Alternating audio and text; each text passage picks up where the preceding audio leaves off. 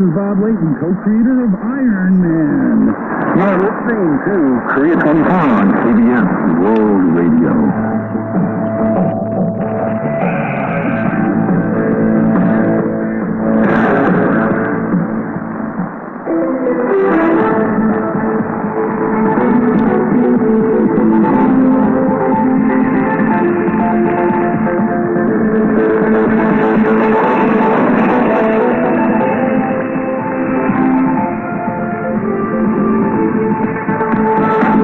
Social media was held accountable last month for fueling a youth mental health crisis in the United States. A California jury found Meta and Google liable for the mental health platforms as a child. The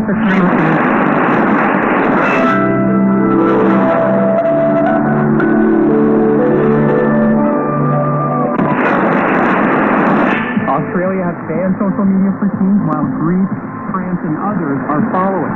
South Korea, one of the most digitally connected nations on Earth, is watching carefully.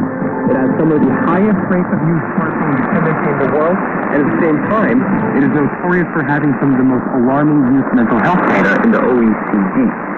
To understand how social media is affecting the mental health of our youth today, we are speaking with Dr. Kim Do-yeon, the research scientist at Waypoint Center for Mental Health Care and assistant professor at McMaster University in Florida. Welcome to Korea 24, Dr. Kim. Hello, good evening. Hello, good afternoon from here in Seoul. So for our listeners who might not be familiar with this story, I'm going to just kind of go over the specifics of this recent landmark court case that have found these huge tech giants liable for teen mental health. The plaintiff in the California court case was gone by her initials KGN, that her obsessive use of YouTube starting at age 6 and Instagram at age 9 caused an addiction as addictive as cigarettes and digital casinos because of their attention-grabbing design. She said it led to depression and anxiety, disrupted her school performance, caused sleep deprivation, hampered her in-person social life, and strained family relations. The jury found Google and Meta negligent in the design of both apps and that they had failed to warn their users about potential dangers. The woman was awarded $3 million in compensatory damages and another $3 million in punitive damages, with Meta paying 70% of the entire sum and Google 30%. Both Google and Meta said they disagreed with the verdict and that they would appeal. So, Dr. Kim, a lot of things to unpack here, but what was your initial reaction to the plaintiff's case and court verdict, and was there anything that stood out or was surprising to you? I think it was very surprising from my perspective because since smartphone has been introduced to young people in early 2000s. Okay, so social comparison, and then displacement theory that you mentioned, people just spending more time on their phones instead of engaging in real life, living in the moment, I guess, and then seeking gratification online. So these are things that we can see all around us, I guess. But your own research has looked at how different types of screen use, passive and active screen time affect hours of mood and anxiety disorders differently. Can you kind of walk us through what that distinction between passive scrolling and active engagement on these platforms means, and also why that matters for how we understand the harm that platforms like Instagram or YouTube might be causing? Specifically in your area, being able to engage with other people online can be like dating for them, right? The only way we can find people with similar interests and similar. We need to be a little more realistic and practical and kind of determine whether any type of ban regulation might be feasible in Korean context. So one thing that makes social media very time on internet dangerous is because there is no way we can tell adolescents to stop using social media. I don't think it's possible. Everyone could find other ways to go around it rather than fighting and kind of accepting the regulations if there's any policy whatsoever. also a global trend. A lot of countries, including like Canada and North America, is trying to ban smartphones in the classrooms, and they're trying to put some policies and regulations. However, it's not working.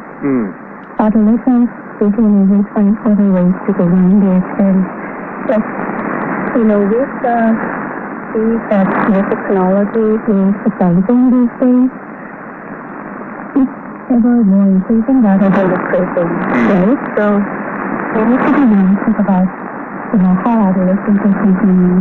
Thank you for your time today, Dr. Chen. Thank you.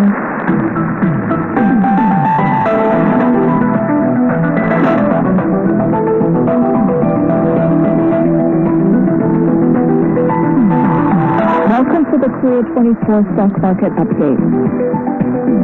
The benchmark Korea Composite Stock Price Index spiked 159.13 points, or 2.74% on Tuesday, to close at 5,967.75. The tech-heavy Kosdaq gained 22.04 points, or 2%, to close at 1,121.88. You can set Korean stock market updates at world.kbs.co.kr.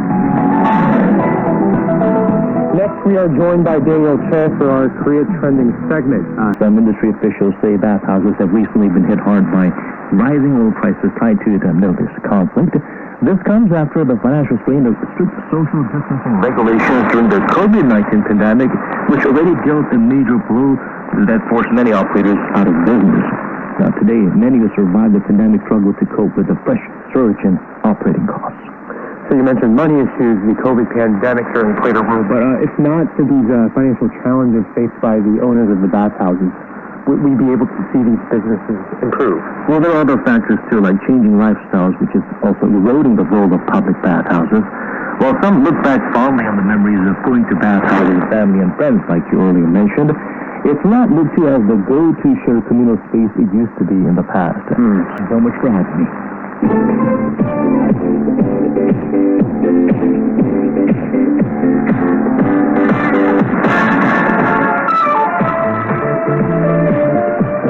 Welcome to this week's edition of Hallyu Highlights, your weekly scoop on everything hot in Korean entertainment, from the latest K-pop hits to the K-dramas everyone's binging. And as usual, we are joined on the line today by our resident K-culture expert, Bernie Cho. Bernie, great to have you with us today. All time, his appearance fee was rumored to be between $10 to $14 million. But he did a first, which was essentially a little bit of self-karaoke, where he pulled up his own videos on YouTube and sang along to a younger version of himself. And look, that was a very hard act. Yet, some of the top K-pop acts among the hashtags and the headlines, and one of those acts was Cat's. I mean, they've had an amazing 2025 with a bunch of, high-profile commercial campaigns.